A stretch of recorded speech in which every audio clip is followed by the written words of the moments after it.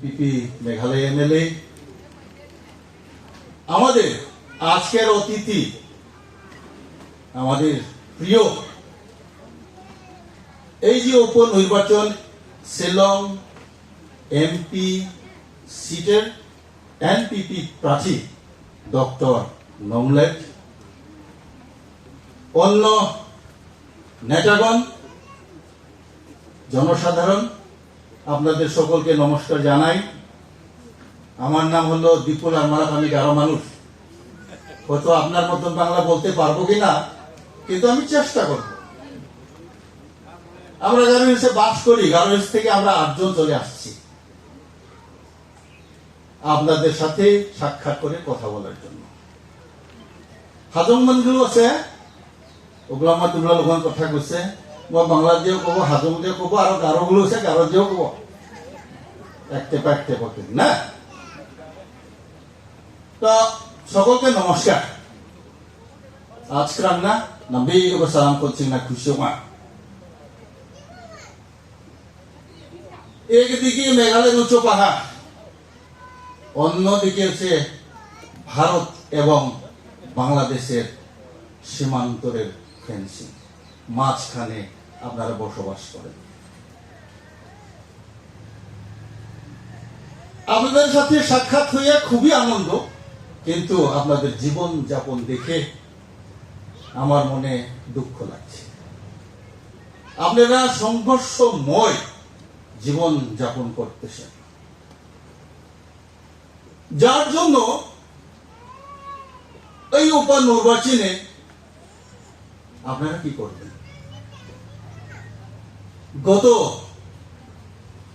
General ইলেকশনে তো ভুল করলেন, মেঘালয় এবং গার্মেন্টস ভুল করেছে। গত এমএলএ ইলেকশনে আপনারা ভুল করেছেন বলে দিদি বললেন, আমাকে যদি আপনারা ভোট দিতেন, কনরাড সাংমার অনারেবল চিফ মিনিস্টারের নেতৃত্বে, আমাদের এনপিপি অধ্যক্ষর নেতৃত্বে অন্তত আপনাদের এই যে মন্দিরে এই যে ঘরটা, যে সেটটা যাচ্ছে, অন্তত এরকম ভাঙা তো হতো না। সামনে বলছেন খেলার মাঠ নাই, পড়ার স্কুল নাই, ব্যবসা বাণিজ্য নেই, মানুষ কিভাবে জীবন বাস করবে? এই সমস্ত সংশোধন করার কার হাতে? আপনাদের হাতে বলে গেলেন।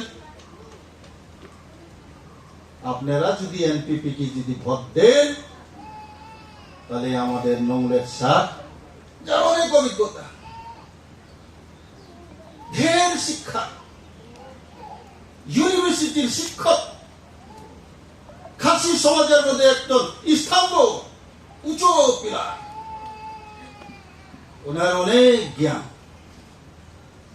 উনি যদি কালকে নির্বাচিত হয়ে যদি এমপি হয়ে চলে যান, তাহলে কোথায় বসবে? ভারতের রুলিং সরকারে বসবে, রুলিং সিটে বসবে। গতবার যাকে ভোট দিয়েছিলেন, অপোজিশনে বসেছিলেন, যতই চিল্লাক, অপোজিশনের কথা সরকার শুনতেও পারে, না শুনতেও পারে, সেটা হলো সরকারের ইচ্ছা। এই সুযোগ এসেছে, কিতাবের চিহ্নে, বইয়ের চিহ্নেতে ভোট দেন, উনি এমপি হয়ে চলে যাবেন। এনডিএ সরকারের মেজরিটি এমপিদের সাথে বসে আমাদের মেঘালয়ের উন্নয়নের জন্য, আপনাদের বর্ডারের উন্নয়নের জন্য, আপনাদের বর্ডার ব্যবসার জন্য, আপনাদের সকল সুবিধা এবং নিরাপত্তার জন্য যতটুকু প্রয়োজন সেখানে বসে দাবি জানাবেন।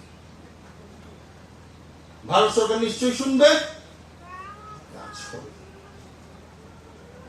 আজকে দেখুন না, মেঘালয়ের মধ্যে যত পার্টি আছে, সমস্ত পার্টিদের ভিতরে আজকে এনপিপি নেতা কনরাড সাংমা, আমাদের অনারেবল চিফ মিনিস্টার, দক্ষতা সেখানে রয়েছে। এত তো সরকারের, ভারত সরকারের, সেন্ট্রাল সরকারের ডেভেলপমেন্ট চলে আসছেন, কিন্তু আপনারা উপভোগ করতে পারতেছেন কেন? সিস্টেম মধ্যে নাই, উল্টা সিস্টেম আপনারা ধরে নিয়েছেন, যার জন্য আপনাদের কাজ হচ্ছে না।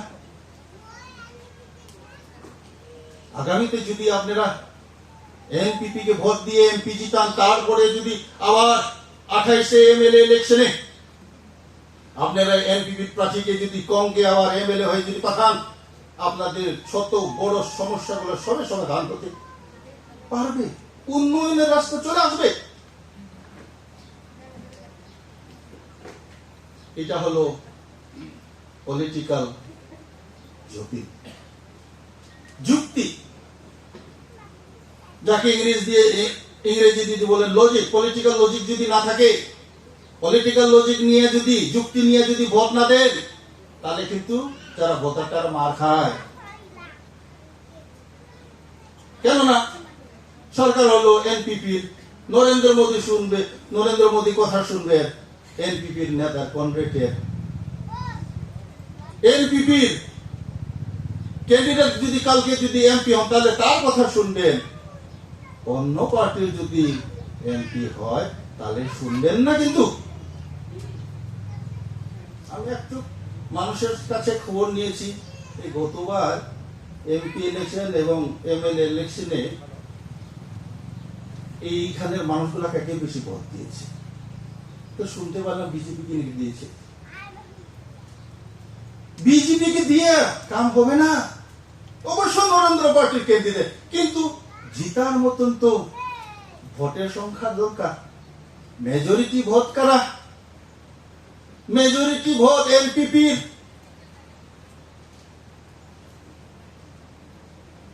এনপিপি কে দিন, আপনাদের ভোট বিজেপি কে দিয়ে মোট ব্যর্থ করবেন না। গতবার আপনারা ভুল করেছেন, এবার শুদ্ধ করেন, সংশোধন করেন। আমি আশা করি আপনারা নিশ্চয় করবেন।